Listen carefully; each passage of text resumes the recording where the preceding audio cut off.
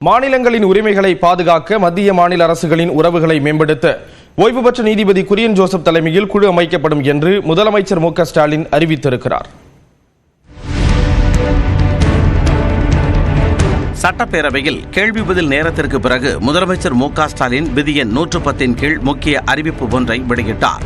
அப்போது பேசிய அவர், மாநிலங்களின் உரிமைகள் ஒவ்வொன்றாக பறிக்கப்பட்டு மாநில மக்களின் அடிப்படை உரிமைகளையே மத்திய அரசிடம் போராடி பெற வேண்டிய இக்கட்டான நிலையில் இருப்பதாக வேதனை தெரிவித்தார்.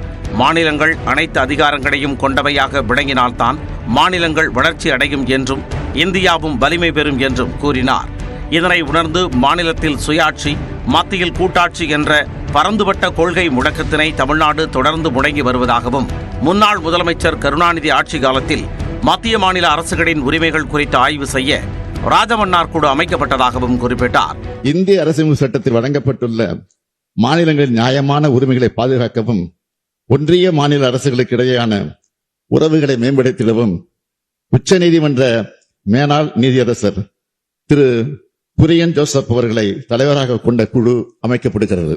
உயர்நிலை குழு இடைக்கால அறிக்கையை ஜனவரி மாத இறுதிக்குள்ளும், இறுதி அறிக்கையை 2 ஆண்டுகளிலும் அரசுக்கு வழங்க வேண்டும் என எதிர்பார்க்கப்படுகிறது. குழுவில் ஓய்வு பெற்ற முன்னாள் IAS அதிகாரி அசோக் வர்தன், திட்டக்குழு முன்னாள் தலைவர் நாகநாதன் ஆகியோர் குழுவின் உறுப்பினர்களாக இருப்பர் என்றும் முதல்வர் அறிவித்தார். இதனிடையே பேச வாய்ப்பு மறுக்கப்பட்டதாக கூறி அதிமுக உறுப்பினர்கள் அவையில் இருந்து வெளிநடப்பு செய்தனர். செய்தியாளர்களிடம் பேசிய எதிர்க்கட்சி துணைத் தலைவர் RB உதயகுமார், மத்தியில் ஆட்சியில் இருந்தபோது மாநில சுயாட்சி குறித்து குரல் கொடுக்காமல் தற்பொழுது குரல் கொடுப்பதினால் என்ன பயன் என கேள்வி எழுப்பினார்.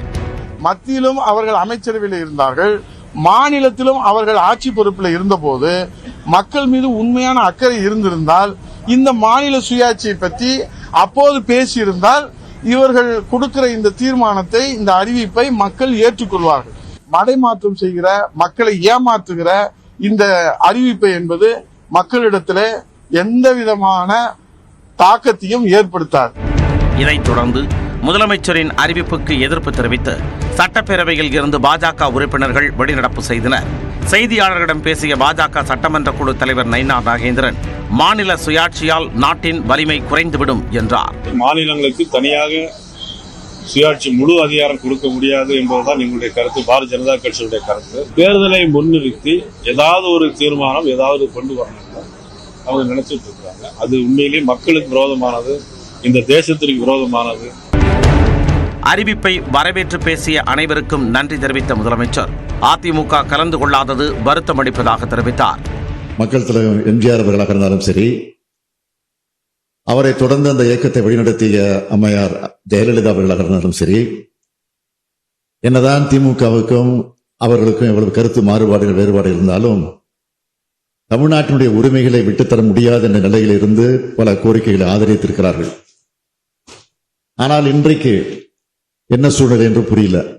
பின்னர் தனது எக்ஸ் பக்கத்தில் பதிவிட்ட முதலமைச்சர் மு க ஸ்டாலின், பசியால் வாடி தவிக்கும் குழந்தைக்கு என்ன உணவு கொடுக்க வேண்டும் என்பது தாய்க்கு தெரியும் என்றும், ஆனால் அதனையும் டெல்லியில் இருக்கும் யாரோ ஒருவர் தீர்மானித்தால் அந்த தாய் பொங்கி எழுவாள் என்றும் குறிப்பிட்டுள்ளார். மூவர் குழுவில் இடம்பெற்ற அசோக் வர்தன் ஷெட்டி மாநில உரிமைகளை வலியுறுத்தி அண்மையில் நியூஸ் 18 தமிழ்நாடு தொலைக்காட்சி டிஸ்கோ வித் KS நிகழ்ச்சியில் பேசியிருந்தது குறிப்பிடத்தக்கது.